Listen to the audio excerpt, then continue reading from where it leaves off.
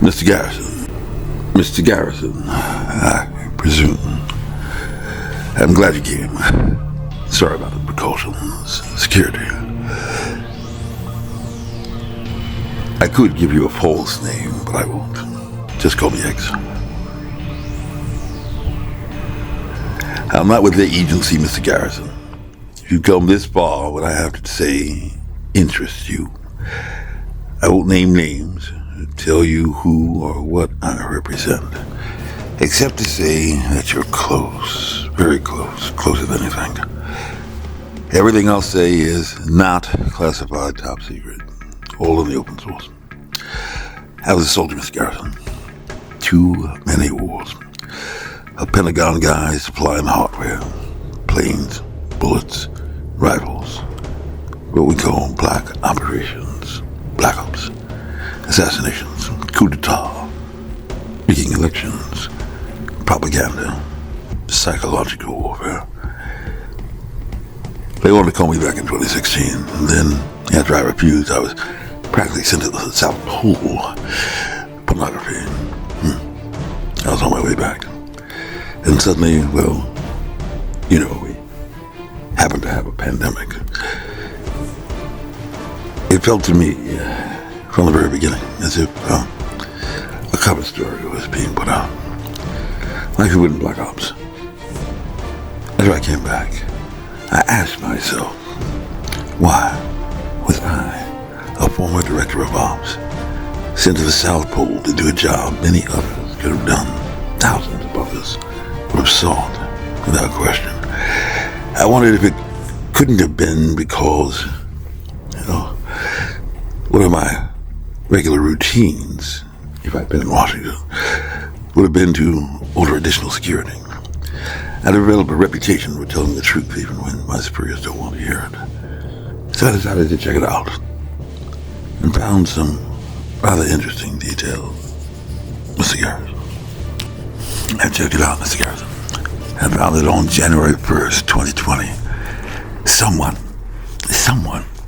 had told the WHO to set up the IMST, Incident Management Support Team, across 3 levels of the organization: headquarters, regional headquarters, and county level, country level, putting the organization on an emergency footing for dealing with the outbreak in China, rather than to stand down that day over the protests of no one.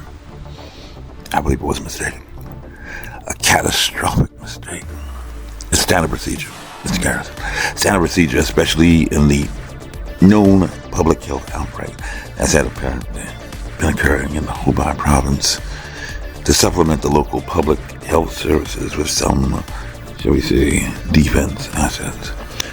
Working through the problem and digging into the details to refute what might even be the remote possibility of a hostile scenario involving the surreptitious deployment of a biological agent or threat, leveraging the principles of surprise in warfare to commence a first strike attack with plausible deniability, catching us with our pants down.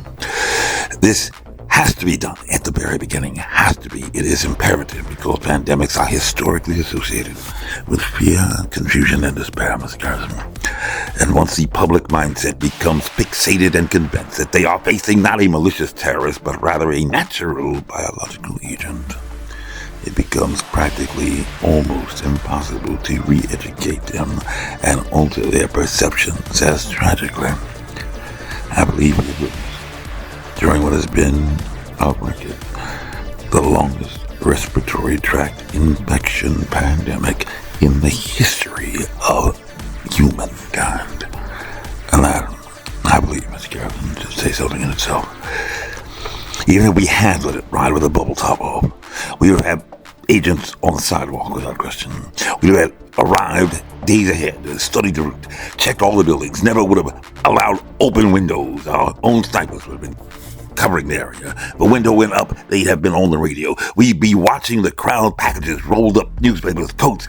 Never would have let a man open an umbrella. Never would have let a car slow down to 10 miles an hour or take that unusual curve that we did for 4 years. You'd have built an army presence in the streets, Mr. Garrison. But none of that happened, did it? It violated our most basic protection codes. And it is the best indication of a massive plot in pandemic. Who could have done this? Mr. Garrison. Black Ops. Black Ops, Mr. Garrison, people in my business. Many strange things were happening. Sound like coincidence to you? By the beginning of March 2020, Bruce Aylward had appeared somewhat agitated during his interview in Vox Media following the release of his investigative report on the outbreak in China. He had revealed some very intriguing details for anyone paying close attention and not distracted, or shall I say misdirected, in psychological operations by the fear of an approaching pandemic. Aylward, and I developed a rather extensive correspondence with him during the pandemic, had said in Vox Media that the early lockdowns in China many people had been referring to human rights concerns, now practically silent, usually reflected only the situations in places like Wuhan, a city in the Hubei province where the virus had been first detected. The lockdown was concentrated in one, 2 or 3 other cities that also exploded with COVID-19 cases early in the pandemic. These were the only places that got out of control at the beginning of the outbreak, and China made this decision to protect, at least ostensibly, for the world and the media, the rest of the world.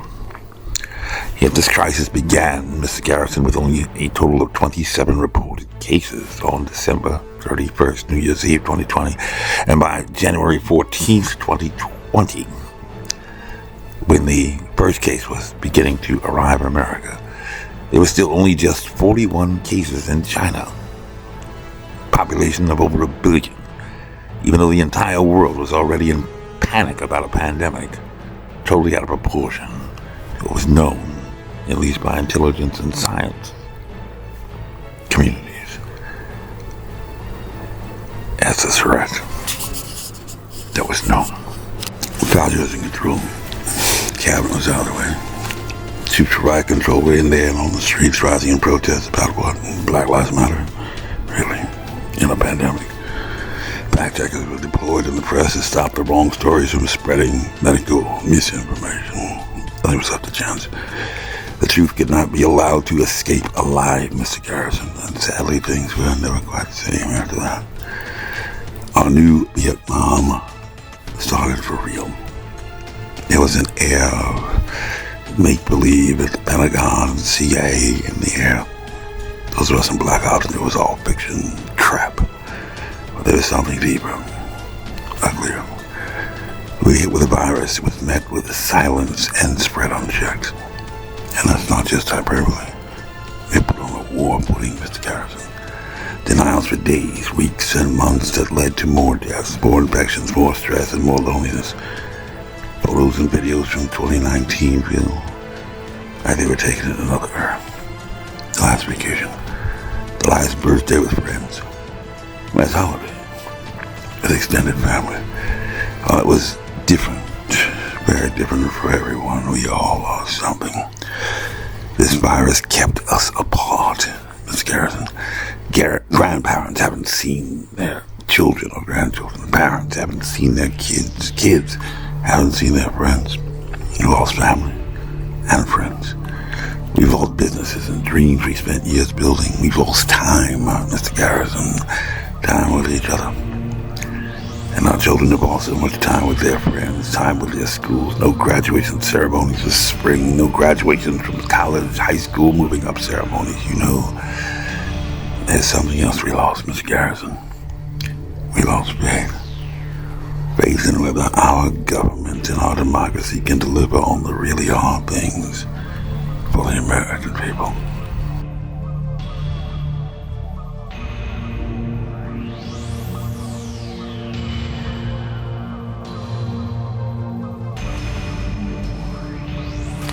This message was approved by Major Mike Webb. Honest. This has been a Filmways presentation, darling. And y'all come back now. Yeah.